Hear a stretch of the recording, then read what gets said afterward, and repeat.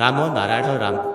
ସାଧାରଣତଃ ସାଧାରଣ ଲୋକ ସହିତ କିମ୍ବା ବହୁତ ଝମେଲାର ମଧ୍ୟରେ ଏପରି ମିଳିବେ ଯେ ସେମାନେ ସଦା ଭ୍ରାନ୍ତିର ମଧ୍ୟରେ ରହିପାରିବେ, ଭ୍ରାନ୍ତିରେ ଚାଲିପାରିବେ।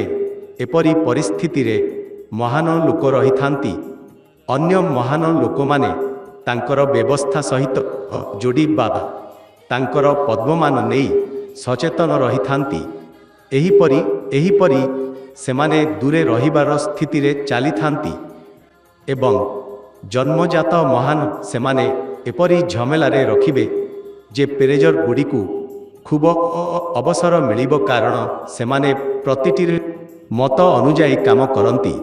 ଯେଉଁ ସାଧକ ମହାନ ସେମାନେ ଏକ ଉପାୟରେ ସମାଜକୁ ନେଇଯାଆନ୍ତି, ସେମାନେ ତାଙ୍କର ଧାରା ଅନୁଯାୟୀ ସମାଜକୁ ନେଇଯାଆନ୍ତି ଏବଂ ଯେଉଁ ଜନ୍ମଜାତ ଅଟୁଟ ସେମାନେ ଅନ୍ୟ ଉପାୟରେ ନେଇଯାଆନ୍ତି। ସେମାନେ ଏକ ମତ ଦେଇଛନ୍ତି, ତୁମର ଯେଉଁ ମନ ଚାଲିବ, ମୋତେ କୌଣସି ପ୍ରଭାବ ନାହିଁ।